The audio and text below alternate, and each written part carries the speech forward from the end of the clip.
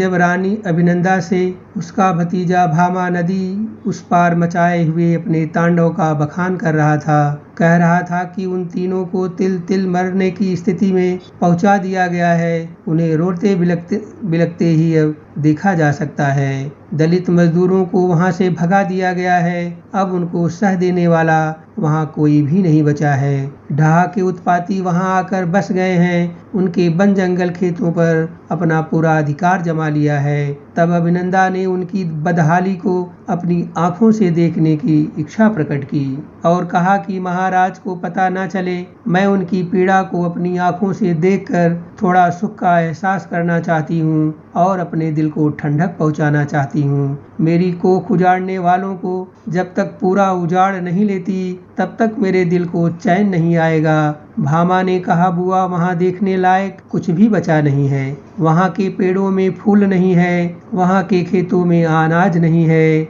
वह क्षेत्र पूरा वीरान हो चुका है, बस्तियां जलकर राख हो गई हैं, उनके महल के दरवाजे हमेशा बंद रहते हैं, न जाने वो क्या खाती होंगी, उनका गुजारा भी कैसे होता होगा, लेकिन वो अभी जिंदा तो हैं। उनके पशुओं के लिए चारागाह भी नहीं बचा है, जो रोज रोज मर रहे हैं, उनके पशुओं ने दूध देना बंद कर दिया है। अभिनंदा ने कहा, मेरा दिल उनका विनाश देखने के लिए तड़प रहा है, इसलिए मैं अपने दिल को सुकून देने के लिए उस दृश्य को देखना चाहती हूँ। अपने पिताजी के राज्य से कोई 2 विश्वसनीय सैनिक को लेकर मैं वहाँ जाना चाहती हूँ। फिर भामा ने बिना किसी देर के ऐसी व्यवस्था तुरंत करा दी और रानी ने अपनी पहचान छुपाने के लिए अपने सारे आभूषणों को बदन से उतार दिया। सामान्य गहनों के साथ सामान्य वेशभूषा में 2 सैनिकों के को साथ लेकर, जो रानी की सुरक्षा के लिए सामान्य वेशभूषा में ही थे, नदी पार उतर गई। वन, बाग, खेतों और बस्तियों को जला हुआ देखकर, बंद महल के दरवाजे की दुर्दशा देखते हुए मन ही मन संतुष्ट होकर जैसे ही अभिनंदा कुछ और आगे ही बढ़ी थी कि ढहा के उपद्रवियों ने लूटपाट की नियत से उन्हें चारों तरफ से घेर लिया। रानी के रक्षक अपनी छुपी हुई तलवार को बाहर निकालते कि उसके पहले ही लुटेरों ने उनके गर्दन पर अपनी तलवारें रख दी और रानी को मार काट के वाक्य से डराने लगे। उनके अंग पर जो थोड़ा बहुत आभूषण बचा भी था वह सारा निकलवा लिया।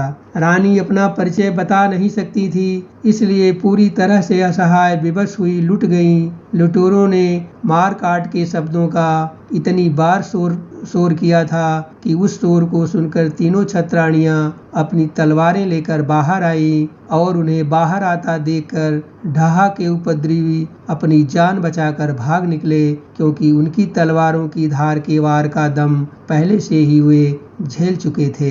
तीनों ने रानी अभिनंदा को पहचान लिया था, लेकिन उसकी सामान्य वेशभूषा को देखकर वे तीनों आश्चर्यचकित थीं। सुनंदा ने अभिनंदा को घूरते हुए देखा तो वह अपनी पहचान छुपाने की कोशिश करते हुए शर्मिंदगी और भय से दुबक गई थी। पूछा कि आप कहां से आ रहे हो और कहां जा रहे हो और आप लोग कौन हो? यह सुनते ही अभिनंदा तेज कदमों से वापसी करती हुई अपने सैनिकों को अपना अनुसरण करने का संकेत किया, जो सुनंदा को बिना कोई उत्तर दिए उसके पीछे निहत्थे लाचार बड़े बड़े कदमों के साथ वापसी करने लगे, जिन्हें तीनों ने अपनी आंखों से ओझल हो जाने तक देखती रहीं और आपस में विचार करने लगी कि यह अभिनंदा ही थी, आखिर ये यहाँ क्यों आई थी। इधर भामा अपनी बुआ का धन मान लुटा हुआ देखकर अपने सैनिकों को निहत्था असहाय मजबूर पाकर अपने ही हाथों से अपने सर को पीट लिया।